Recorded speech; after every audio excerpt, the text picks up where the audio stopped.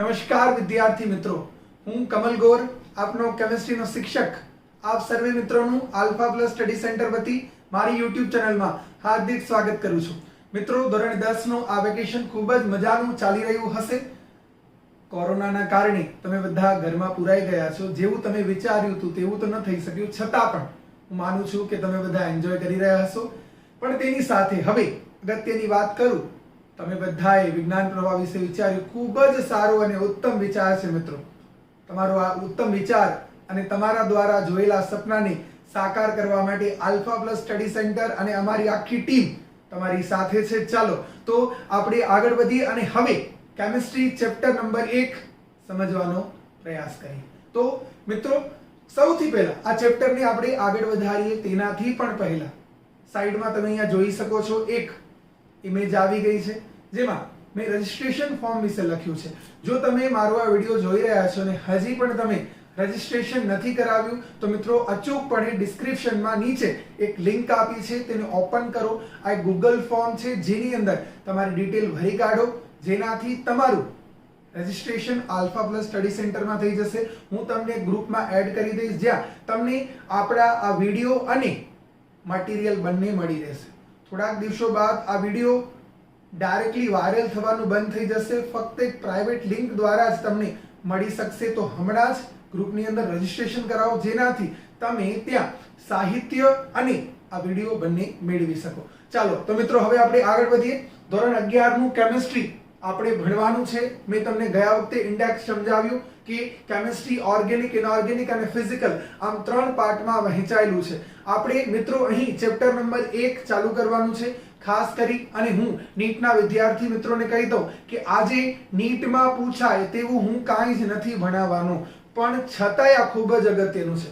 આજે આપણે ભણવાનું છે બેઝિક કોન્સેપ્ટ ઓફ કેમિસ્ટ્રી, એટલે કે રસાયણ વિજ્ઞાનની પાયાની સંકલ્પનાઓ. પાયો તો મજબૂત હોવો જ જોઈએ. મકાન એક માળનો હોય કે બિલ્ડિંગ હોય, પાયો ખૂબ જ અગત્યનો છે.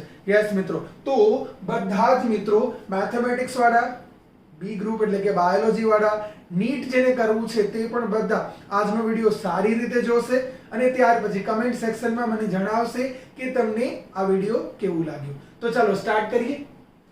બેઝિક કોન્સેપ્ટ ઓફ કેમિસ્ટ્રી, અને તેને સ્ટાર્ટ કરીએ એક બેઝિક નાનકડી વાતથી, જે છે દ્રવ્ય. હવે આ દ્રવ્ય શું છે? દ્રવ્ય એટલે શું? તો આ દ્રવ્ય એટલે કે મેટરને તમને જો સંકલ્પનામાં બાંધવું હોય તો તમે એમ કહી શકો કે પદાર્થ કે જેને દળ છે, પદાર્થ કે જેને દળ છે અને જે જગ્યા રોકે છે, પદાર્થ કે જેને દળ છે અને જે જગ્યા રોકે છે તેને દ્રવ્ય કહે છે. એટલે કે હું, તમે, મારો, તમારો મોબાઈલ કે આપણી આજુબાજુ આવેલી આ તમામ વસ્તુઓ કે જેને એક જથ્થો છે અને તે જગ્યા રોકે છે, એટલે તેને દ્રવ્ય કહે છે. ઓકે, તો દ્રવ્યને આપણે બે ભાગમાં વહેંચી શકીએ છીએ. યસ મિત્રો, on the base of physical character and on the base of chemical character we can divide matter in 2 parts, where the first part on the base of physical character એટલે કે ભૌતિક અવસ્થાના આધારે તમે દ્રવ્યને 3 પાર્ટમાં ડિવાઇડ કરી શકો છો. that 3 parts are solid state, liquid state and gaseous state. એટલે કે ઘન, પ્રવાહી અને વાયુ અવસ્થા, આ 3 ભૌતિક અવસ્થાને દ્રવ્યનો એક સ્વરૂપ કહે છે. તેવી જ રીતે what we can say, we can classify matter on the base of chemical character, where chemical character is divided in 2 parts. એટલે કે રાસાયણિક રીતે દ્રવ્યને આપણે બે ભાગોમાં વહેંચી શકીએ છીએ. where the first part is pure matter and the second part is mixture, એટલે કે શુદ્ધ દ્રવ્ય અને મિશ્રણ, કે જ્યાં શુદ્ધ દ્રવ્યમાં તમે તત્વ અને સંયોજન ને આવરી શકો છો, જ્યારે મિશ્રણમાં આવે છે સમાંગ અને વિસમાંગ મિશ્રણ. યસ મિત્રો, તો આ થયું દ્રવ્ય ભૌતિક રાસાયણિક અવસ્થાના આધારે તેના પ્રકારો. હવે દરેક પ્રકારને આપણે અહીં વિસ્તારથી સમજવાનું છે. તો પહેલા તમે ફટાફટ આનો સ્ક્રીનશોટ લઈ લો. એક નોટબુક તમને તમારી બાજુમાં જ રાખવાની છે. જે પણ હું અહીં બોર્ડ ઉપર મૂકી રહ્યો છું કે હું જે બોલી રહ્યો છું તેમાં અગત્યની વાતો તમને નોટ કરતા રહેવાનું છે. તો ફટાફટ એક સ્ક્રીનશોટ કાઢી લો અને ત્યારબાદ બુકમાં આ ઉતારી દો. તો ચાલો મિત્રો આપણે દ્રવ્યની ભૌતિક અવસ્થાના આધારે સમજીએ. તો આ તમે નાના ધોરણમાં પણ ભણ્યા હશો કે દ્રવ્યની મુખ્ય 3 ભૌતિક અવસ્થા હોય છે. એમ તો હવેના સમયમાં દ્રવ્યને 5 અવસ્થામાં સમજાવવામાં આવે છે. ઘન, પ્રવાહી, વાયુ, પ્લાઝ્મા અને બોઝ કોન્સ્ટન્ટ એમ 5 અવસ્થામાં સમજાવવામાં આવે છે. પણ મુખ્ય 3 અવસ્થાઓ છે: ઘન, પ્રવાહી અને વાયુ. હવે આ તો તમે જાણો છો, મને તમને શું સમજાવવાનું છે ધ્યાન આપજો. કોઈ તમને એમ કહે છે કે કોઈ પદાર્થ ઘન છે, શા માટે તે ઘન ભૌતિક અવસ્થા ધરાવે છે? કોઈ પણ પદાર્થ જ્યારે પ્રવાહી અવસ્થામાં છે તો તેનું રીઝન શું હશે, કે પછી તે વાયુ અવસ્થામાં છે તો રીઝન શું હશે? આપણે તેના ઉપર ચર્ચા કરવાની છે. પણ તેનાથી પહેલા બેઝિક વાત સમજી લઈએ કે નિશ્ચિત કદ તેમજ નિશ્ચિત આકાર ધરાવતા ઘટકની ભૌતિક અવસ્થા અને આપણે શું કહીએ છીએ? ઘન ભૌતિક અવસ્થા. ઘન ભૌતિક અવસ્થામાં એક ચોક્કસ આકાર હોય છે. ઘટક કણો એકબીજાથી ખૂબ જ નજીક ગોઠવાયેલા હોય, તેથી તેને એક ચોક્કસ આકાર હોય. અને કારણ કે ચોક્કસ આકાર હોય તો તેના કારણે તે એક જગ્યા રોકે છે, એટલે આપણે શું કહી શકીએ? તેને નિશ્ચિત કદ પણ હોય છે. જેમ કે ચોરસ છે, લંબચોરસ છે, ષટકોણ છે, પંચકોણ છે. આ બધા એક ચોક્કસ આકાર છે. વાત સમજો છો? ઓકે, આપણે અહીં 11 અને 12 સાયન્સમાં ખાસ કરીને જ્યારે ચોક્કસ આકારની વાત કરીએ છીએ ત્યારે હવેના સમયમાં આપણે સમજવાનું છે લેટિસ રચના, જેને કહેવાય છે સ્ફટિકમય રચના. એટલે કે ઘટક કણો જ્યારે એકબીજા સાથે મજબૂતાઈથી, પ્રબળ આકર્ષણથી જોડાયેલા હોય ત્યારે તે ચોક્કસ પ્રકારની રચના બનાવે છે, જેને કહેવાય છે તેનું સ્ફટિકમય સ્વરૂપ અથવા તેને કહેવાય છે તેનું લેટિસ. તો તમે શું કહી શકો? નિશ્ચિત કદ તેમજ નિશ્ચિત આકાર જે ભૌતિક અવસ્થાનો હોય તેને કહેવાય છે ઘન ભૌતિક અવસ્થા. તેવી રીતે પ્રવાહી ભૌતિક અવસ્થા. તો પ્રવાહી ભૌતિક અવસ્થામાં શું હશે કે કદ નિશ્ચિત હોય છે. એક પાત્રમાં તમે જ્યારે એક કોઈ પણ પ્રવાહીને ભરી દો તો ત્યારે તે પ્રવાહી ચોક્કસ કદ ધારણ કરે છે. બરાબર, ધ્યાન આપજો મિત્રો. હવે હું પાણીને ગ્લાસમાં ભરું કે હું પાણીને બોટલમાં ભરું, તે ચોક્કસ કદ ધરાવશે, પણ તેનું આકાર નિયત હોતું નથી. યસ મિત્રો, પ્રવાહીમાં ઘટક કણો છૂટા છૂટા હોય છે, કમ્પેરેટિવલી દૂર હોય છે, જેના કારણે તેનો કોઈ ચોક્કસ આકાર હોતો નથી. તો પછી એવા પદાર્થ કેવા ઘટક જેને નિશ્ચિત કદ કે આકાર કાંઈ જ નથી હોતું, જ્યારે ઘટક કણો એકબીજાથી ખૂબ જ દૂર હોય ત્યારે ઘટક કણો વચ્ચે આકર્ષણ ન હોય ત્યારે તે કોઈ પણ પ્રકારનો એક આકાર ધરાવતા નથી. તમે વાયુને કોઈ પાત્રમાં ભરી દો તો ત્યારે શું થશે? કારણ કે વાયુના ઘટક કણો તો ખૂબ જ દૂર દૂર ગોઠવાયેલા છે, તો તેનું કદ શું નક્કી કરવું? દાખલા તરીકે જો ઓક્સિજન વાયુને હું એક નાનકડા સિલિન્ડરમાં ભરી દઉં છું જેનું કદ 100 ml છે અને પછી એટલા જ ઓક્સિજન વાયુને 500 ml માં ભરી દઉં તો બંનેમાં તેનું કદ બદલાઈ જશે, કારણ કે વાયુ તો વિસ્તરિત થયેલો હોય છે. આમાં 100 ml જેટલું હશે, આમાં કેટલું હશે? 500 ml જેટલું હશે, કારણ કે ઘટક કણો વિખેરાયેલા છે એટલે તેનો આકાર હોતું પણ નથી. ઓકે, હવે મુખ્ય મુદ્દામાં આવી જઈએ. જો ભૌતિક અવસ્થા માટે જે ખૂબ જ અગત્યનું છે તે પરિબળ છે આંતર આણ્વીય આકર્ષણ બળ. મિત્રો, આ જે કોન્સેપ્ટ છે તેના દ્વારા તમે ફિઝિકલ સ્ટેટને ખૂબ જ સરળતાથી સમજી શકો છો. આંતર આણ્વીય આકર્ષણ બળ નો અર્થ શું થાય? ઘટક કણો વચ્ચે, યસ મિત્રો ધ્યાન આપજો, ઘટક કે જે પછી પરમાણુ હોય, અણુ હોય, આયન હોય, વોટેવર કાંઈ પણ હોય, ઘટક કણો વચ્ચે પ્રવર્તતા નિર્બળ થી નિર્બળ, તમે કહેશો સર પ્રબળ નહીં, પ્રબળ તો કાંઈ પણ હોય. જો યાદ રાખવાનું, જ્યારે પણ કોઈ બે ઘટક વચ્ચે પ્રબળ આકર્ષણ હોય ને, કોઈ પણ બે ઘટક વચ્ચે જો પ્રબળ આકર્ષણ બળ છે તો તેને કહેવાય છે રાસાયણિક બંધન. યસ મિત્રો, બે ઈંટોની વચ્ચે સિમેન્ટ નાખીએ તો તે બંને ઈંટોને શું કરે છે? બંને ઈંટોને જોડી દે છે. જો બે ઘટક વચ્ચે ખૂબ જ પ્રબળ આકર્ષણ છે તો એને કહેવાય છે રાસાયણિક બંધ. અહીં આપણે બંધની વાત કરતા નથી મિત્રો, ધ્યાન આપજો. આપણે એક નબળા આકર્ષણની વાત કરીએ છીએ. તો જ્યારે ઘટક કણો વચ્ચે આકર્ષણ લાગુ પડે છે, બરાબર, ધ્યાન આપજો મિત્રો, ઘટક કણો વચ્ચે લાગુ પડતા આકર્ષણને શું કહેવાય? આંતર આણ્વીય આકર્ષણ બળ. હવે જ્યારે આંતર આણ્વીય આકર્ષણ બળની માત્રા વધારે છે તો ઘટક કણો નજીક છે, આંતર આણ્વીય આકર્ષણ બળની માત્રા ઓછી છે તો ઘટક કણો દૂર છે. જો ઘટક કણો નજીક છે તો તે ચોક્કસ આકાર ધારણ કરી શકે છે, જોઈ શકો છો. તો ઘન અવસ્થામાં ઘટક કણો વચ્ચે આંતર આણ્વીય આકર્ષણ બળ શું હશે? પ્રભાવશાળી હશે. તમે શું કહેશો? વાયુ અવસ્થામાં ઘટક કણો એકબીજાથી ખૂબ જ છેટે ગોઠવાયેલા છે, એટલે કે ત્યાં ઘટક વચ્ચે આકર્ષણ ખૂબ જ ઓછું હોવું જોઈએ કે પછી નહિવત હોવું જોઈએ. સમજાય છે? ઓકે. તો હવે પ્રશ્ન થશે કે સર આ ઘટક કણોના આકર્ષણ બળ કેવી રીતે નક્કી થતા હશે? એક, તેના કેરેક્ટર ઉપરથી. જેમ કે હું તમને એક બેઝિક ઉદાહરણ આપું. ધોરણ 10 માં તમે ધાતુ અધાતુ વિશે સમજ્યા. ધાતુ સામાન્ય રીતે ઇલેક્ટ્રોન ગુમાવે તો શું બનાવે? ધન આયન. અધાતુ ઇલેક્ટ્રોન મેળવે, શું બનાવે? ઋણ આયન. તો બંનેના ચાર્જ કેવા થઈ ગયા?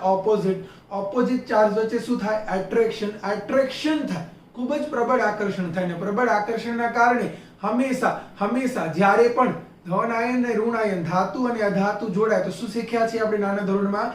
આયનીય બંધ, આયનીય સંયોજન બને છે. જેમ કે મીઠું, સોડિયમ ક્લોરાઇડ, સોડિયમ પ્લસ અને Cl માઇનસ. તો કારણ કે ઓપોઝિટ ચાર્જ છે તો વચ્ચે મહત્તમ આકર્ષણ હશે. મહત્તમ આકર્ષણના કારણે હંમેશા ઘન અવસ્થા મળશે. તો તમે કહી શકો છો કે જ્યારે ઘટક વચ્ચે આયનીય બંધ બને, એક નંબર, કે પછી ઘટક વચ્ચે ધાતુ બંધ બને. મિત્રો બંને બંધ હવે આપણે આગળ જઈને ચોથા ચેપ્ટરમાં સમજવાના છે. તો અગર તમને આયનીય બંધ વિશે થોડોક આઈડિયા છે તો સારી વાત છે, નહીતર ચિંતા ના કરશો, આપણે તેને ભણશું. આ બંને બંધ જે છે ખૂબ જ મજબૂત પ્રકારના આકર્ષણ છે, જેના કારણે ઘટક કણો ખૂબ જ નજીક આવે છે અને તે ઘન ભૌતિક અવસ્થા ધારણ કરે છે. હવે ધ્યાન આપજો. તો આંતર આણ્વીય આકર્ષણ બળ ક્યારે પ્રભાવશાળી હોય તેના માટે હું એક ખૂબ જ અગત્યનો કોન્સેપ્ટ ભણાવું છું. આંતર આણ્વીય આકર્ષણ બળ આધાર રાખે છે ઘટકની ઉષ્મીય ઉર્જા ઉપર. તમે કહેશો સર ઉષ્મીય ઉર્જા શું છે? મિત્રો ધ્યાન આપજો. કોઈ પણ ઘટકમાં રહેલા ઉષ્મા ઉર્જાના સ્તરને તેનું તાપમાન કહે છે ટેમ્પરેચર. તાપમાન વિશે તમે બધા પરિચિત છો. તો તાપમાનને અગર ડેફિનેટ કરવું હોય, વ્યાખ્યાયિત કરવું હોય તો તમે શું કહેશો?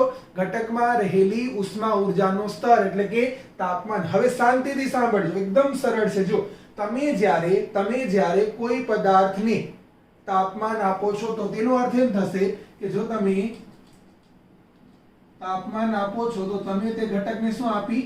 ઉષ્મા.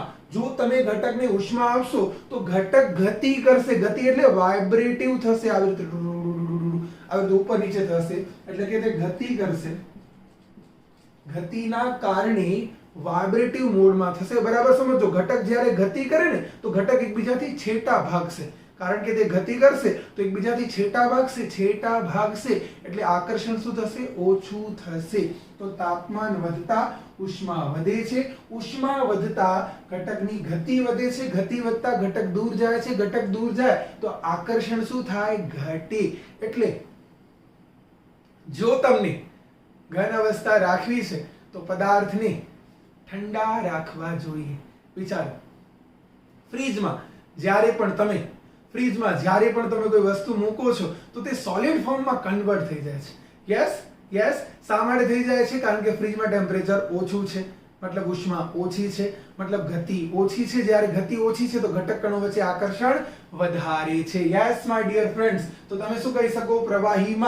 પ્રવાહીમાં ઉષ્મા કમ્પેરેટિવલી વધારે હશે. વધારે હોવાથી ઉર્જા વધી ઘટક થોડાક દૂર ગયા એટલે જો અહીંયા નજીક છે, અહીંયા દૂર ગયા. તો તમે શું કહેશો? વાયુમાં તાપમાન હજી પણ વધારે હોવો જોઈએ. સિમ્પલ વાત છે. જો કોની ઉષ્મા ઉર્જા વધારે છે? તમે કેમ કહેશો? સિમ્પલ છે. ઉષ્મા ઉર્જા વધારે છે તો ગતિ ઉર્જા વધારે છે. ગતિ વધારે છે તો ઘટક કણો નજીક આવશે કે દૂર જશે? દૂર જશે. દૂર જશે. બોલો ઘટક કણો ક્યાં દૂર છે? વાયુમાં. તો વાયુમાં ઉષ્મા એટલે કે તેની ગતિ ઉર્જા વધારે છે. વાત સમજાય છે?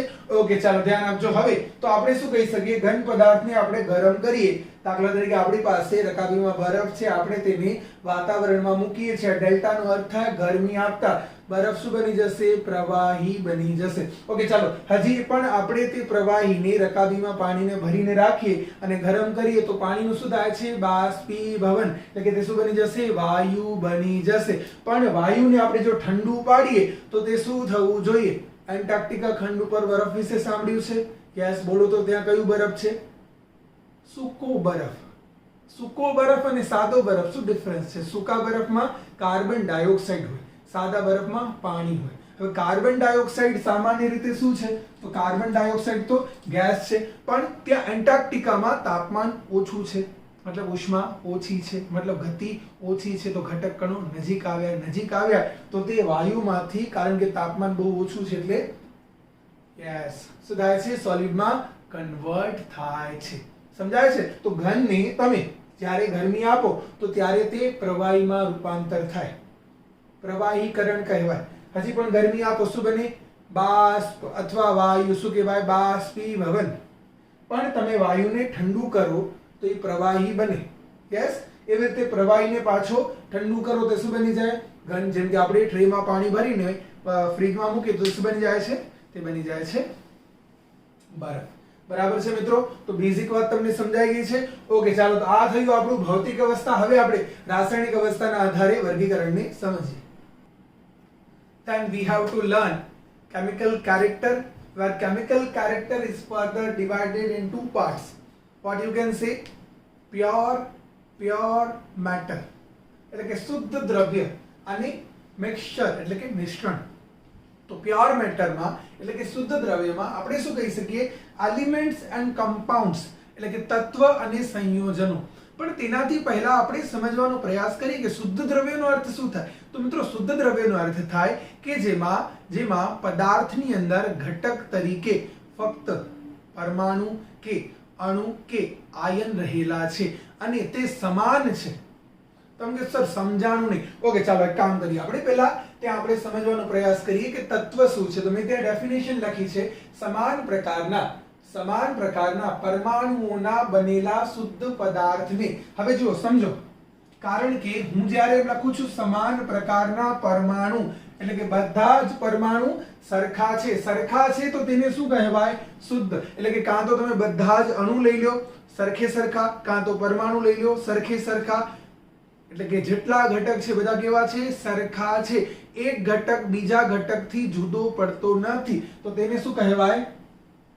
તમે જ્યારે બે ઘટક ડિફરન્ટ રાખો તો તેને કહેવાય અશુદ્ધ. ઓકે, તો સમજો છો? હા, બે સમાન પરમાણુ કે બે સમાન આયન કે બે સમાન અણુ, ત્યારે તેને શું કહેવાશે? શુદ્ધ ઘટક. ઓકે, હવે અહીં જો તત્વ સમજવું હોય તો જો તત્વની વ્યાખ્યા તો મેં લખી નાખી, પણ તમને પહેલા શું સમજવું જોઈએ? પરમાણુ. તો ચાલો પહેલા આપણે કામ કરીએ, પરમાણુને સમજવાનો પ્રયાસ કરીએ. તો પરમાણુ શું છે? તો પરમાણુનો અર્થ થાય મિત્રો સૂક્ષ્મ કણોનો સમૂહ. ઓકે, તો હવે તમારા મનમાં પ્રશ્ન થશે કે સર સૂક્ષ્મ કણો એટલે કે કોની વાત કરો છો?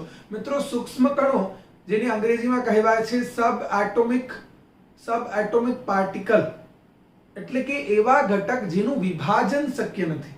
તમે જેનું ફર્ધર, જેને તમે ખોદી ન શકો, જેને તમે તોડી ન શકો, જેનાથી વધારે તમે તેને તોડી શકતા નથી, તેને કહેવાય છે શું કહેવાય છે? પાર્ટિકલ્સ. એટલે કે કયા પાર્ટિકલ? સ્મોલ પાર્ટિકલ, સૂક્ષ્મ કણો. સૂક્ષ્મ કણો કયા હોઈ શકે? તો મિત્રો આપણા યુનિવર્સમાં ટોટલ 7 સૂક્ષ્મ કણો છે, પણ ફક્ત 3 જ સૂક્ષ્મ કણો એવા છે કે જે એકબીજા સાથે જોડાઈ અને પરમાણુનું નિર્માણ કરે છે. બાકી 4 તો અસ્તિત્વ પણ ધરાવતા નથી. તો કયા 3 સૂક્ષ્મ કણો છે? એક છે ઋણ વીજભારિત ઘટક જેને કહેવાય છે ઇલેક્ટ્રોન, બીજો છે ધન વીજભારિત ઘટક જેને કહેવાય છે પ્રોટોન, ત્રીજો છે તટસ્થ ઘટક જેને કહેવાય છે ન્યુટ્રોન. તો આ ત્રણ ઘટકને કહેવાય સૂક્ષ્મ કણ કે જેનું વિભાજન શક્ય નથી. આ ત્રણ સૂક્ષ્મ કણ જ્યારે જોડાશે તો ત્યારે તે શેનું નિર્માણ કરે છે? પરમાણુનું. સમજાય છે મિત્રો? ઓકે, તો હવે આપણે જરાક એ સમજવાનો પ્રયાસ કરીએ કે આ પરમાણુ જ્યારે જોડાતા હશે તો ત્યારે તે પરમાણુનો બંધારણ કેવું હોવું જોઈએ. આમ તો જોવા જાવ તો સેકન્ડ ચેપ્ટરમાં ખૂબ જ વિસ્તારથી ચર્ચા કરવાની છે, છતાં હું તમને બેઝિક ઇન્ટ્રો આપી દઉં કે વૈજ્ઞાનિકો માને છે કે પરમાણુ ગોળાકાર આકાર ધરાવે છે. શા માટે? તો મિત્રો તેનું રીઝન ખૂબ જ સિમ્પલ છે. કોઈ પણ પદાર્થ હંમેશા, કોઈ પણ ઘટક હંમેશા તેવો જ આકાર ગ્રહણ કરે કે જ્યાં તેની ઊર્જા ઓછી હોય. યસ મિત્રો, ઊર્જા ઓછી હોય. તમે કહો સર ઊર્જા ઓછી થવાથી શું થાય? હું તમને કહી દઉં કે ઊર્જા નો ઘટાડો ચલે છે સ્થિરતા. જેટલી ઊર્જા પદાર્થની ઓછી છે તેટલી તેની સ્ટેબિલિટી વધારે છે. પેલું કહેવાય ને કે આપણે આપણા ધર્મની અંદર શીખવાડવામાં આવે કે યોગાસન કરો. આપણે શા માટે યોગાસન કરીએ છીએ સમજો છો? કારણ કે યોગાસન દ્વારા શ્વાસ ઉશ્વાસની ક્રિયાને કંટ્રોલમાં લેવામાં આવે છે. શ્વાસ કંટ્રોલમાં લ્યો તો શું થાય? તો તમે ઓછી ઊર્જા ખર્ચશો. ઓછી ઊર્જા ખર્ચશો તો ઊર્જા કન્ઝર્વ થશે, જેના કારણે તમે વધારે જીવી શકશો, વધારે ઇફેક્ટિવલી કામ કરી શકશો. તો જેટલી ઊર્જા ઓછી છે તેટલી સ્ટેબિલિટી વધારે છે. તો ગોળ આકાર, પૃથ્વી, સૂર્ય, પાણીનું ટીપું, જોજો આ બધા પદાર્થો ગોળ આકાર ગ્રહણ કરે છે કારણ કે ભૂમિતિમાં આ ગોળ આકાર એવો આકાર છે જેમાં ઊર્જા ખૂબ જ ઓછી છે. તો ઇલેક્ટ્રોન, પ્રોટોન, ન્યુટ્રોન કે જે સૂક્ષ્મ કણો શું બનાવે છે? પરમાણુ. આ પરમાણુનો બંધારણ એટલે કે ગોળાકાર આકાર, કે જેમાં તમે શું કહેશો? તો આપણે એમ કહી શકીએ કે ઇલેક્ટ્રોન ખૂબ જ ઓછું દળ ધરાવે છે જ્યારે કમ્પેરેટિવલી પ્રોટોન ને ન્યુટ્રોન ભારે કણ છે. હવે મિત્રો ધ્યાન આપજો, કારણ કે પ્રોટોન ને ન્યુટ્રોન ભારે કણ છે ને એટલા માટે તેમનો દળ વધારે હોવાના કારણે તેમની ગતિ ઓછી હોય છે. ગતિ, વેગ કોના ઉપર આધાર રાખે છે? માસ ઉપર. જેનો માસ વધારે હોય તેનો વેલોસિટી ઓછું હોય, જ્યારે જેનું માસ ઓછું હોય તેની વેલોસિટી વધારે હોય. ઇલેક્ટ્રોનનું દળ ખૂબ જ ઓછું છે એટલે ઇલેક્ટ્રોનનું માસ વધારે હશે. તો એકચ્યુઅલી અહીં શું માનવામાં આવ્યું કે હકીકતમાં શું થતું હોય છે? હકીકતમાં પ્રોટોન એક નાનકડા એરિયામાં ગોઠવાય છે જેને કહેવાય છે ન્યુક્લિયસ, ગુજરાતીમાં પરમાણુનો કેન્દ્ર, અને ઇલેક્ટ્રોન તે કેન્દ્રની આજુબાજુ ગતિ કરે છે. જે વિસ્તારમાં તે ગતિ કરે છે તેને કહેવાય છે કક્ષા, અને જે વિસ્તારમાં પ્રોટોન રહેલો છે તેને કહેવાય છે કેન્દ્ર. હવે તમે કહેશો સર ઇલેક્ટ્રોન આજુબાજુ શા માટે ગતિ કરે છે? રીઝન બહુ સિમ્પલ છે કે ઇલેક્ટ્રોન ઋણ વીજભારિત છે, પ્રોટોન ધન વીજભારિત છે. બે વિરુદ્ધ વીજભાર વચ્ચે હંમેશા શું થાય?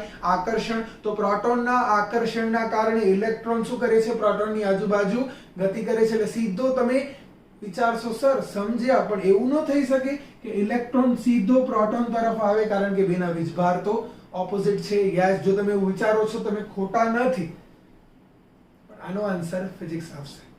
યસ, હવે ફિઝિક્સ શું કહે છે મિત્રો ધ્યાન આપજો. ફિઝિક્સ કહે છે કે અહીં બે વિરુદ્ધ વીજભાર વચ્ચે કેન્દ્રના કારણે બળ લાગે છે. બરાબર ધ્યાન આપજો. બળ કોણ લગાડે? જેનો માસ વધારે હોય. પ્રોટોનનો માસ વધારે છે તે બળ લગાડે છે. ઓકે, તો કેન્દ્રમાં કોઈ ઘટક હોય ને તો એ લગાડે કેન્દ્રગામી બળ. કયું બળ? કેન્દ્રગામી બળ. અને કેન્દ્રગામી બળ હંમેશા કઈ ગતિ કરાવે? વર્તુળાકાર ગતિ. કેન્દ્રમાં સૂર્ય છે તો સૂર્યના કેન્દ્રગામી બળના કારણે પૃથ્વી વર્તુળાકાર ગતિ કરે છે. કેન્દ્રમાં પૃથ્વી છે તો પૃથ્વીના બળના કારણે ચંદ્ર વર્તુળાકાર ગતિ કરે છે. સિમિલરલી શું થશે? ઇલેક્ટ્રોન કેન્દ્રગામી બળની અસર હેઠળ વર્તુળાકાર ગતિ કરે છે પ્રોટોનની આજુબાજુ. સમજાય છે? અને એ વર્તુળાકાર ગતિ જે માર્ગમાં કરે છે તેને શું કહેવાય છે? કક્ષા. તો કક્ષાનો અર્થ શું કરશો? પરમાણુ કેન્દ્રની આજુબાજુ ઇલેક્ટ્રોન વર્તુળાકાર માર્ગમાં ગતિ કરે છે તે માર્ગને કક્ષા કહે છે. હવે તમે કહેશો સર બાકી તો બધું બરાબર છે, આ ન્યુટ્રોનનું શું? તમે કહેશો ન્યુટ્રોન શા માટે છે? ન્યુટ્રોન શું કામ કરે છે? હવે હું તમને પહેલા સમજાવી દઉં કે આ પરમાણુ છે. પરમાણુ બરાબર ધ્યાન આપજો. સમાન પ્રકારના પરમાણુ આપણી પાસે ધારો કે 100 પ્રકારના પરમાણુ છે. સમાન એટલે કે એમનું વેઇટ પણ સેમ છે, એનું વોલ્યુમ પણ સેમ છે. તો એવા 100 પરમાણુ અથવા 200 અથવા એક ચોક્કસ સંખ્યામાં પરમાણુ જ્યારે સમાન પ્રકારના પરમાણુ જોડાય છે તો તે શું બનાવે છે? તત્વ. જેમ કે hydrogen, helium, lithium, beryllium, boron, carbon, nitrogen, oxygen, fluorine, neon. તમે જાણો છો ઘણા બધા 118 છે. તમને 118 ના 118 યાદ રાખવાની ટ્રિક શીખવાડીશ. યસ. પણ હમણાં ફરી એકવાર સમજો. તો આ બધા જે તત્વ છે ને એમાં એક તત્વ છે હાઇડ્રોજન. હાઇડ્રોજનની વિશેષતા શું છે ખબર છે? તે હાઇડ્રોજન ન્યુટ્રોન ધરાવતો નથી. ઓકે, તમે કહેશો શા માટે? કારણ કે તેની પાસે એક જ પ્રોટોન છે. યસ માય ડિયર ફ્રેન્ડ્સ, ધ્યાન આપજો. હવે ન્યુટ્રોનનો રૂલ સમજાવું છું. જ્યારે કોઈ તત્વ પાસે બે પરમાણુ છે તો કેન્દ્રમાં બે પ્રોટોન છે તો તમે વિચારો તો કેન્દ્રમાં અગર બે પ્રોટોન હોય તો બંને પ્રોટોન વચ્ચે શું થવું જોઈએ? બંને પ્રોટોન વચ્ચે થવું જોઈએ અપાકર્ષણ. કેમ? કારણ કે બંનેના વીજભાર સરખા છે. હંમેશા ઓપોઝિટ ચાર્જ વચ્ચે શું થાય? એટ્રેક્શન. ઓપોઝિટ ચાર્જ વચ્ચે શું થાય? એટ્રેક્શન. સિમિલર ચાર્જ વચ્ચે શું થાય? રિપલ્ઝન. સેમ ચાર્જ હોય તો બંને એકબીજાને શું કરે? અપાકર્ષિત કરે. તો આ અપાકર્ષણને કોણ ઘટાડશે? ન્યુટ્રોન. ન્યુટ્રોન બે પ્રોટોનની વચ્ચે રહીને તેના અપાકર્ષણને ઘટાડવાનું કામ કરે છે. તો કારણ કે હાઇડ્રોજન પાસે ફક્ત એક જ પ્રોટોન છે, એક જ પ્રોટોન છે તો એને કોઈનાથી અપાકર્ષણ થતું નથી. એટલે એની પાસે ન્યુટ્રોન હોતા નથી. મિત્રો વાત સમજાય છે? ઓકે, ચિંતા ન કરશો. અગર નથી સમજાતું તો બીજા ચેપ્ટરમાં ડિટેલમાં 40 પાનાની સાથે આખું ચેપ્ટર બનાવીશ અને આના કરતા પણ વધારે વિસ્તારથી હું તમને સમજાવીશ કે ખરેખર કેવી રીતે આખું સેટિંગ થતું હોય છે. તો બરાબર છે. ઓકે, હવે અહીં એક અગત્યની વાત કહી દઉં, ખૂબ જ અગત્યની, કે કોઈ પણ તત્વમાં આપણે શું કહીએ? તત્વ એટલે સમાન પ્રકારના પરમાણુનો બનેલો શુદ્ધ પદાર્થ. બરાબર. હવે તત્વ શેનો બનેલો છે? પરમાણુનો. તો એક વાત યાદ રાખવાની કે પરમાણુમાં હંમેશા ઇલેક્ટ્રોન અને પ્રોટોન સમાન સંખ્યામાં હોય છે. બંનેના ચાર્જ કેવા છે? ઓપોઝિટ. સમાન સંખ્યામાં ઇલેક્ટ્રોન પ્રોટોન જોડાઈને રચે છે પરમાણુ. જે પરમાણુના સમૂહને કહેવાય છે તત્વ. યસ માય ડિયર ફ્રેન્ડ્સ, ન્યુટ્રોનની સંખ્યા નક્કી નથી. ન્યુટ્રોનનું કામ છે બે પ્રોટોન વચ્ચે લાગતા અપાકર્ષણને ઘટાડવાનું. તો તમે શું કહી શકો કે કોઈ પણ તત્વમાં, હવે જો હું એમ નથી કહેતો સરવાળો મારો, એક ઇલેક્ટ્રોન એક પ્રોટોન, એમ નહીં, સમાન સંખ્યા, મતલબ એક ઇલેક્ટ્રોન હોય તો એક જ પ્રોટોન હોય. અને ખૂબ જ સરળ છે કે પરમાણુમાં રહેલા ઇલેક્ટ્રોન અને પ્રોટોનની સંખ્યાને તે પરમાણુનો પરમાણુ ક્રમાંક Z કહે છે. તો પરમાણુ ક્રમાંકનો અર્થ શું થાય? તે પરમાણુમાં રહેલા ઇલેક્ટ્રોન અને પ્રોટોનની સંખ્યા. એટલે કે આપણે શું કહી શકીએ? જો ધ્યાન આપજો મિત્રો. યસ, હું તમને એમ કહું કે એક તત્વનો પરમાણુ ક્રમાંક 1 છે. હવે તત્વ છે હાઇડ્રોજન, તો તેનો અર્થ શું કરશો? તેમાં ઇલેક્ટ્રોન કેટલા હશે? 1 અને પ્રોટોન બી કેટલા હશે? 1. અથવા તમે એમ કહી શકો એક ઇલેક્ટ્રોન અને એક પ્રોટોન ભેગા થઈને એક તત્વ રચે છે. જે તત્વનો પરમાણુ ક્રમાંક 1 છે. આપણે તેને શું નામ આપ્યું છે? યસ, શું નામ આપ્યું છે? હાઇડ્રોજન. તેવી રીતે આપણે લખીજો કે બે ઇલેક્ટ્રોન અને બે પ્રોટોન ભેગા થઈને બે ઇલેક્ટ્રોન અને બે પ્રોટોન ભેગા થઈને એક તત્વ રચે છે જેને કહેવાય હિલિયમ. હવે તત્વનો અહીં આપણે સિમ્બોલ લખી છે ને, સિમ્બોલ લખવાનો એક બેઝિક રૂલ છે કે પહેલો લેટર હંમેશા કેપિટલ લખાય અને જો બે લેટર લખવા હોય તો બીજો લેટર હંમેશા સ્મોલ લખાય છે. બરાબર છે? એવી રીતે આપણી પાસે ઘણા બધા તત્વો છે.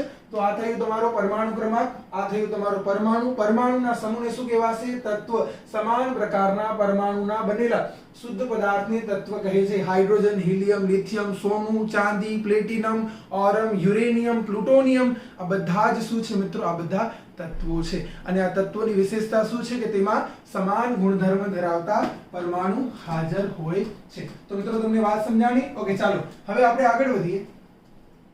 ત્યાર પછી રાસાયણિક સ્વભાવમાં આપણે વાત કરીએ સંયોજનોની. તો મિત્રો સંયોજનો શું છે? ફરી એકવાર, સંયોજનોને પણ શુદ્ધ દ્રવ્યમાં જ લેવામાં આવે છે. તો આ દરમિયાન જ્યારે તમે લખો છો ને તત્વ, તો હું તમને કહી દઉં કે તત્વને 4 ભાગમાં વહેંચવામાં આવે છે. ધાતુ, અધાતુ, અર્ધધાતુ અને નિષ્ક્રિય વાયુ. યસ મિત્રો, જે ધાતુ સ્વભાવ ધરાવે છે અને અધાતુ બંને સ્વભાવ ધરાવે છે તેને અર્ધધાતુ કહે છે. આ સ્વભાવ કોના આધારે નક્કી થાય? આ સ્વભાવ તેની રાસાયણિક પ્રક્રિયા કરવાની ક્ષમતાના આધારે નક્કી થાય. જે તત્વો ઇલેક્ટ્રોન ગુમાવે તેને કહેવાય ધાતુ, જે ઇલેક્ટ્રોન મેળવે એને કહેવાય અધાતુ, જે બંને કેરેક્ટર ધરાવે એને કહેવાય અર્ધધાતુ, અને જે ઇલેક્ટ્રોન ગુમાવે કે મેળવે કાંઈ ન કરે, પ્રક્રિયા જ ન કરે તેને કહેવાય નિષ્ક્રિય વાયુ. તો આગળ જઈને આપણે આ ચાર તત્વોના પ્રકારને ખૂબ જ વિસ્તારથી સમજવાનું છે. ઓકે, ચાલો હવે આપણે સમજવાનો પ્રયાસ કરીએ સંયોજન. તો મિત્રો, સંયોજનનો અર્થ શું થાય? તો ધ્યાન આપજો. બે કે તેથી વધારે અસમાન તત્વો એકબીજા સાથે જોડાય આ રચનાને સંયોજન કહે છે. મિત્રો ધ્યાન આપજો, ખૂબ જ સરળ છે. મારી પાસે એક ઘટક છે હાઇડ્રોજન, બીજો ઘટક છે ઓક્સિજન, બે જોડાઈને બનાવે છે. તમે જાણો છો શું બનાવે છે? H2O water. તેવી રીતે મારી પાસે એક ઘટક છે સોડિયમ, બીજો ઘટક છે ક્લોરીન, બંને ભેગા થઈને શું બનાવે છે?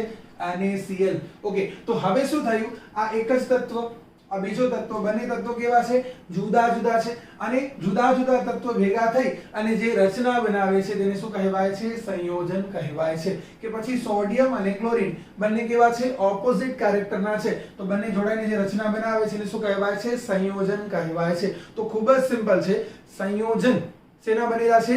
પરમાણુના જ બનેલા છે, પણ અસમાન પરમાણુ. સમજો, હાઇડ્રોજનનો પરમાણુ અને ઓક્સિજનનો પરમાણુ, બંનેના પરમાણુની સાઇઝ, બંનેના પરમાણુના માસ કેવા હશે?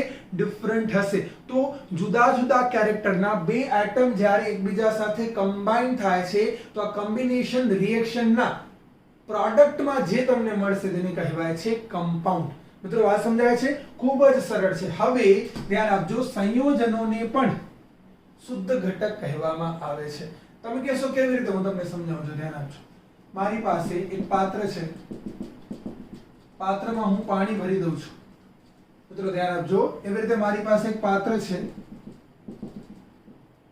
હું પાત્રની અંદર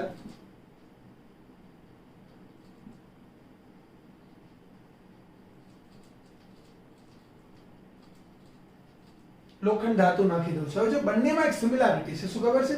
અહીં પાત્રમાં જે પણ હાજર છે તે ઘટક પાણી જ છે. તમે કહેશો સર હાઇડ્રોજન અને ઓક્સિજન એ તો પ્રક્રિયાથી પહેલા હતા. આ સમજો મિત્રો, હાઇડ્રોજન અને ઓક્સિજન તો પહેલા હતા, તમારી પાસે તો હવે H2O બની ગયો છે, તો આ પાત્રમાં ખાલી પાણી જ હાજર છે. મતલબ આ પાત્રમાં બધા ઘટક કોણ છે? H2O જ છે. તેવી રીતે અહીં અગર હું લખું છું Fe, હવે તમે શું વિચારો છો? Fe એટલે એક તત્વ, લોખંડ. તો શું ત્યાં એક જ પરમાણુ હોય? ના, ત્યાં ઘણા બધા પરમાણુ એકબીજા સાથે જોડાયેલા હોય. તમારા મનમાં પ્રશ્ન થશે કેટલી સંખ્યા? હું તમને બધાને કહી દઉં કે નેક્સ્ટ લેક્ચર જે આવશે તે ખૂબ જ અગત્યનો છે, જેમાં હું તમને મૂળ સંકલ્પના સમજાવવાનું છું. નીટ, ગુજસેટ, JEE બોર્ડ બધા માટે ખૂબ જ ઇમ્પોર્ટન્ટ ટોપિક છે, તો ત્યાં આના વિશે વિસ્તારથી ચર્ચા કરશું. તો જો અહીંયા બધા જ ઘટક પરમાણુ છે, અહીં બધા જ ઘટક કોણ છે? અહીં બધા જ ઘટક H2O છે. તો આપણે શું કહી શકીએ? એક જ પ્રકારના ઘટક હોવાથી તેને કહેવાય છે, શું કહેવાય છે? શુદ્ધ દ્રવ્ય. Yes, okay. તો ચાલો હવે આને કન્ક્લુડ કરીએ તેનાથી પહેલા તમને ફાઇનલી એક નાનકડો કોન્સેપ્ટ ફરી એકવાર આપવા માંગુ છું, જે છે પરમાણુ અને અણુ. ઓકે, હવે પરમાણુથી તો તમે પરિચિત છો, સૂક્ષ્મ કણોનો સમૂહ એટલે પરમાણુ. ઓકે, હવે અણુનો અર્થ શું થાય? તો મિત્રો ખૂબ જ સરળ છે. જ્યારે એક પરમાણુ બીજા પરમાણુ સાથે જોડાય છે તો ત્યારે તે જે ઘટક બનાવે છે તેને કહેવામાં આવે છે અણુ. યસ, હવે ધ્યાન આપજો. પછી તે બે સરખા પરમાણુ હોય તો તે શું બનાવશે? H2, તો તેને પણ અણુ કહેવાશે. જો એક તત્વ તમારી પાસે હાઇડ્રોજન છે, બીજો તત્વ તમારી પાસે હાઇડ્રોજન છે, તમે બંનેને રાસાયણિક બંધથી જોડી નાખ્યા. અહીં હાઇડ્રોજન વચ્ચે જે બંધ બને તેને કહેવાય સહસંયોજક બંધ, ઇલેક્ટ્રોનની ભાગીદારી. આગળ જઈને આપણે આ કોન્સેપ્ટને સમજવાનું છે. તો બે તત્વો તત્વો સરખા છે પણ બે તત્વો છે ને, હા, તો બે તત્વો જોડાયા તો એને શું કહેવાય? અણુ. એટલે કે બે પરમાણુ જોડાયા તો એને શું કહેવાય? અણુ. આને કહેવાય દ્વિપરમાણુક અણુ. કારણ કે કેટલા પરમાણુ છે? બે. તેવી રીતે Na અને Cl જોડાય તો શું બનાવે? ફરી એકવાર આ તત્વ એટલે કે પરમાણુ, આ તત્વ એટલે કે પરમાણુ, તો ફરી એકવાર આ સંયોજન કે જે સંયોજનમાં રહેલા ઘટકને તમે શું કહેશો? અણુ. સિમ્પલ છે. જો તત્વમાં રહેલા ઘટકને શું કહેવાય છે? પરમાણુ. તેવી રીતે સંયોજનમાં રહેલા ઘટકને શું કહેવામાં આવે છે? અણુ. શું ડિફરન્સ છે બંનેમાં? આને કહેવાય દ્વિપરમાણુક અણુ, એટલે કે સમાન પરમાણુમાંથી બનેલો અણુ. જ્યારે આને શું કહેવાય? આને કહેવાય સંયોજન. પણ સંયોજન કે જે પાછો શેનો બનેલો છે? અણુનો. એટલે કે આપણે આને શું કહી શકીએ ખબર છે? આને કહી શકીએ સમકેન્દ્રીય અણુ. સમકેન્દ્રીય કારણ કે બંને પરમાણુ સરખા છે. કેન્દ્ર એટલે સમજો છો બે ઘટક એકબીજા સાથે જોડાય ને, હા, તો ત્યારે તેની વચ્ચે એક એટ્રેક્શન હોય. તે એટ્રેક્શન એક સેન્ટરના કારણે લાગે. હવે અહીંયા તો બંને સરખા છે તો બંને એકબીજા ઉપર સરખું આકર્ષણ લગાડશે તો એને શું કહેવાય? સમકેન્દ્રીય. જ્યારે અહીંયા બે જુદા જુદા છે. બરાબર? યસ મિત્રો. તો ચાલો આ થયું તમારું રાસાયણિક સ્વભાવની અંદર શુદ્ધ ઘટક. હવે આપણે સમજવાનો પ્રયાસ કરીએ નંબર 2 જે છે મિક્સચર. તો ત્યારબાદ મિત્રો ફાઇનલી કેમિકલ કેરેક્ટરમાં આપણે સમજીએ મિક્સચર એટલે કે મિશ્રણ. શું કહી શકાય? બે કે તેથી વધુ શુદ્ધ પદાર્થોને ભેગા કરવાથી બનતા પદાર્થને, શુદ્ધ પદાર્થોને ભેગા કરતા જે મળે છે તેને કહેવાય છે મિક્સચર. જેમ કે પાણીમાં ખાંડ નાખો હલાવો, મિક્સચર છે. પાણીમાં મીઠું નાખો હલાવો, મિક્સચર છે. પાણીમાં રેતી નાખો હલાવો, ભેગું ન થાય છતાંય મિક્સચર છે. એવું ક્યાંય નથી કહેતો કે મિશ્ર થઈ જાય. હું એમ કહું છું ભેગા કરવાથી બનતા, મતલબ તમે બે પદાર્થને ભેગા કર્યા, જે બન્યું તે મિક્સચર. જો સારી રીતે મિક્સ થઈ જાય તો, અને ન થાય તો તેના આધારે તો આપણે શું કરશું? તેના પ્રકાર પાડશું. તો પહેલા તો બે પદાર્થોને ભેગા કરી દો એટલે એને મિક્સચર કહેવાય છે. હવે તમે શું કહેશો? મિશ્રણ બનાવતા ઘટકો વચ્ચે રાસાયણિક પ્રક્રિયા થતી ન હોવાથી મિશ્રણમાં ઘટકો ગુણધર્મો જાળવી રાખે છે. હું તમને એક સાદું ઉદાહરણ આપું. પાણીમાં લીંબુ નાખી દો અને ત્યાર પછી હલાવીને પી જાઓ. પાણી કેવું લાગશે? પાણી કેવું લાગશે? જેવું છે એવું લાગશે? હા, ખાટું લાગશે. શા માટે? કારણ કે લીંબુ ખાટો છે.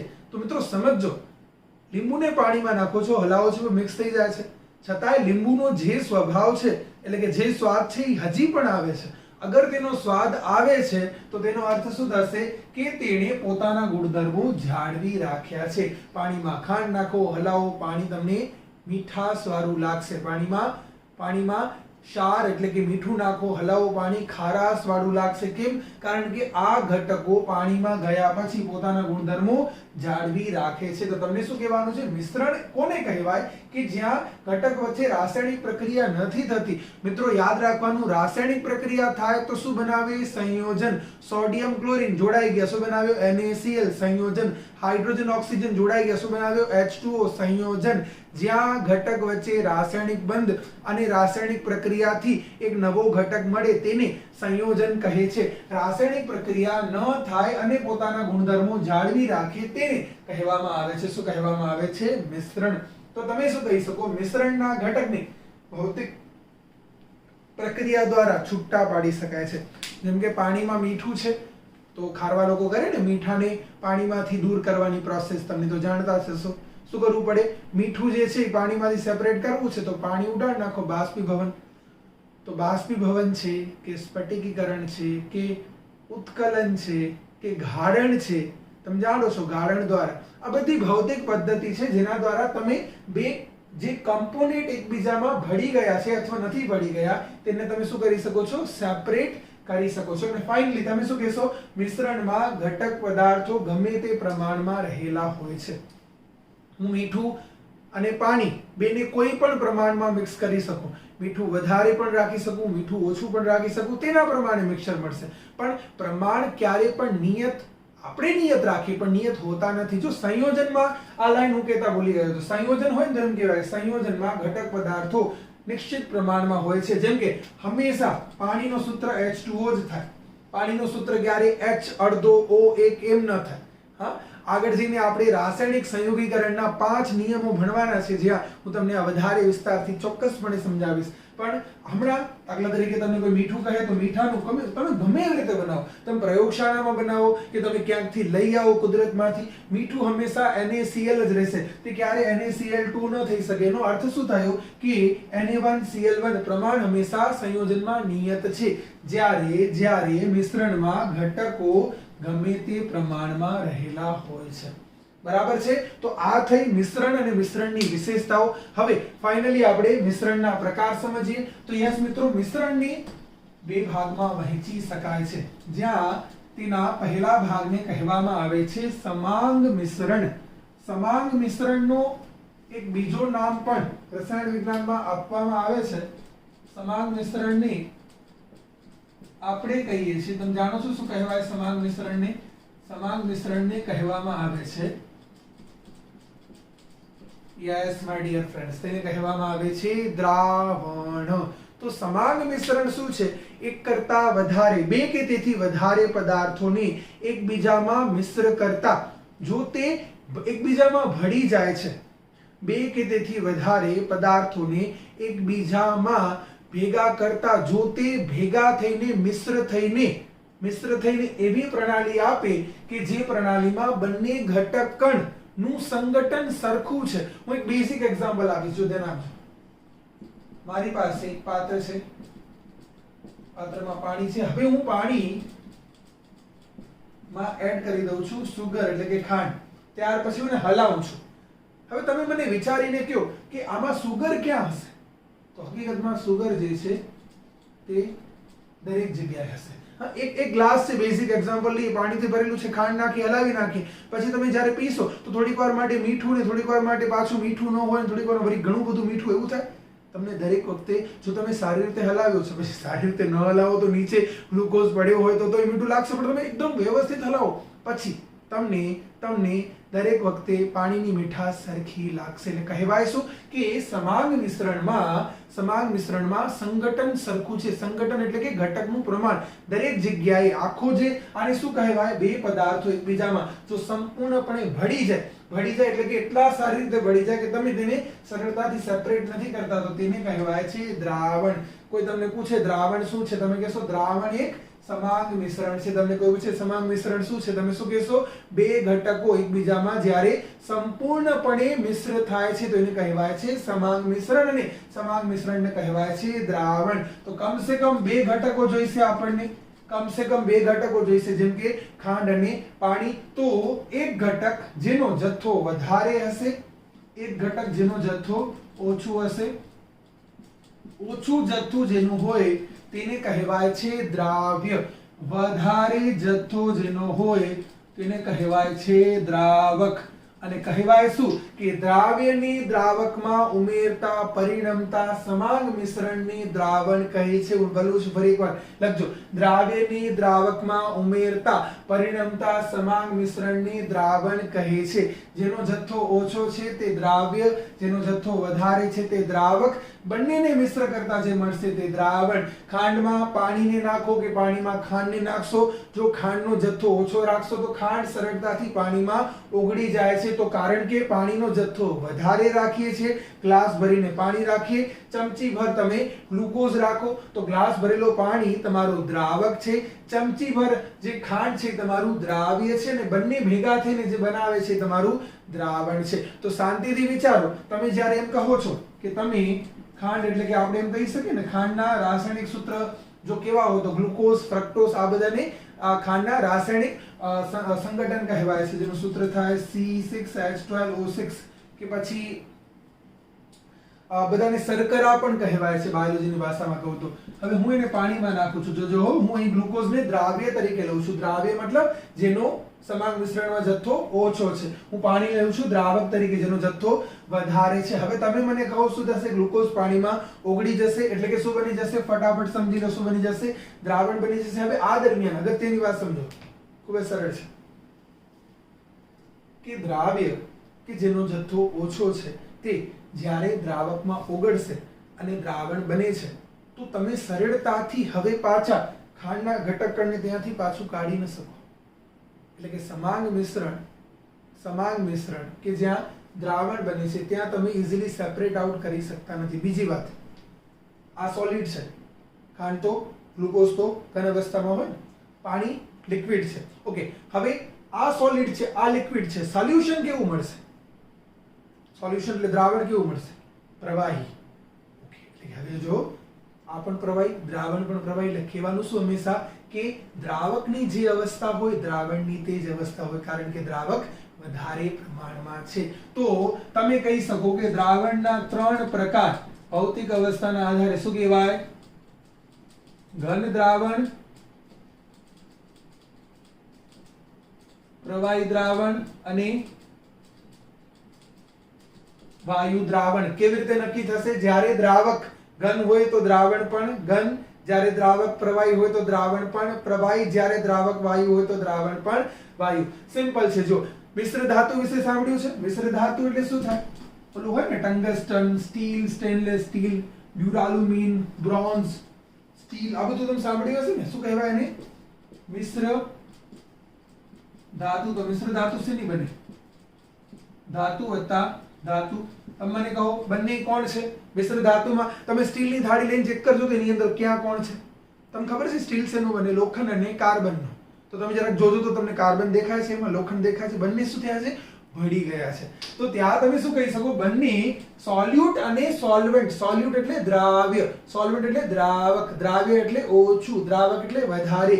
બંને કેવા છે? સોલિડ છે. સોલ્યુશન પણ કેવું હશે? સોલિડ હશે. સમજાય છે?